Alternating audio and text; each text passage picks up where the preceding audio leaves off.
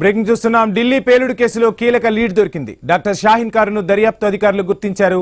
Al-Falah యూనివర్సిటీలోనే car ఉంది. Maruti Brezza కారును గుర్తించడంతో అంతా అలర్ట్ అయ్యారు. యూనివర్సిటీ ఆవరణలోనే బ్రిజా కారును పార్కింగ్ చేయడం ప్రస్తుతం చర్చనీయాంశంగా మారింది.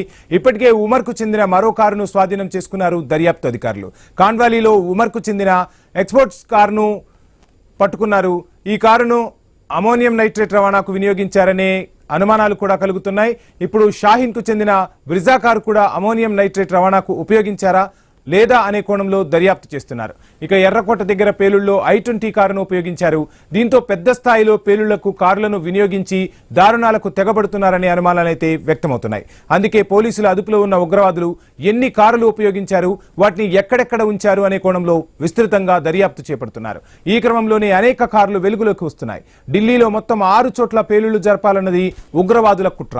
ఈ దిశగా వారి కుట్రను ఛేదించిన దర్యాప్తు బృందాలు ఆయా ప్రాంతాల్లో విస్తృతంగా తనిఖీలు చేపట్టాయి. అనుమానిత కార్లను స్వాధీనం చేసుకుంటున్నారు. పార్కింగ్ ప్లేసులు, వివిధ ప్రార్థనా మందిరాల్లోని పార్కింగ్ ప్లేసుల్లో ఉంచిన కార్ల గురించి ప్రధానంగా ఆరా తీస్తున్నారు పోలీసులు.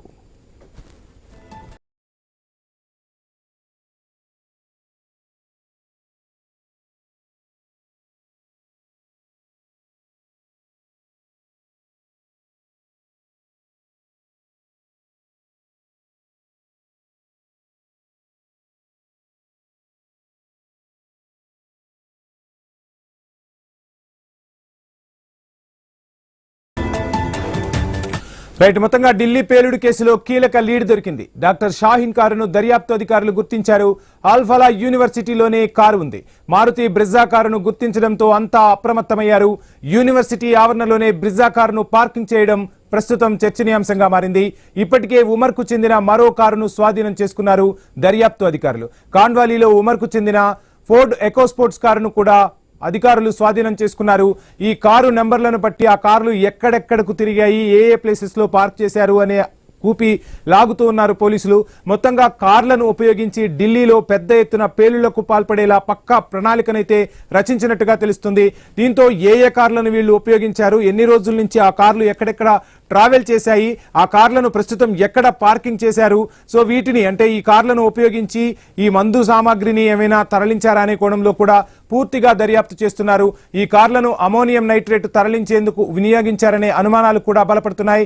ఇక ఇప్పుడు షాహీన్ కు చెందిన బ్రిజా కారు కూడా అమోనియం నైట్రేట్ రవాణాకు ఉపయోగించారా లేదా అనే కోణంలో అయితే ముమ్మరంగా దర్యాప్తు సాగుతోంది. ఇప్పుడు మనం చూస్తున్న బ్రిజా కారు ఏదైతే ఉందో అది యూనివర్సిటీలో షాహీన్ పార్క్ చేసింది. సో ఎన్ని రోజుల నుంచి ఇక్కడ పార్కింగ్ లో ఉందనే దానిపై కూడా యూనివర్సిటీ అధికారుల నుంచి పూర్తి వివరాలు ఆ సెక్యూరిటీ సిబ్బంది నుంచి పోలీసులు అయితే తీసుకుంటున్న పరిస్థితి. ఇక ఎర్రకోట దగ్గర పేలుళ్లలో అయితే I-20 కారును ఉపయోగించారు. దీంతో పెద్ద స్థాయిలో పేలుళ్లకు కార్లను ఉపయోగించాలి, దారుణాలకు తెగబడాలి అని పక్కా ప్లాన్ అయితే వీళ్ళు రచించినట్టుగా తెలుస్తుంది. అందుకే పోలీసుల అదుపులో ఉన్న ఉగ్రవాదులు ఎన్ని కార్లు ఉపయోగించారనే దానిపై పూర్తిగా దర్యాప్తు అయితే సాగుతుంది.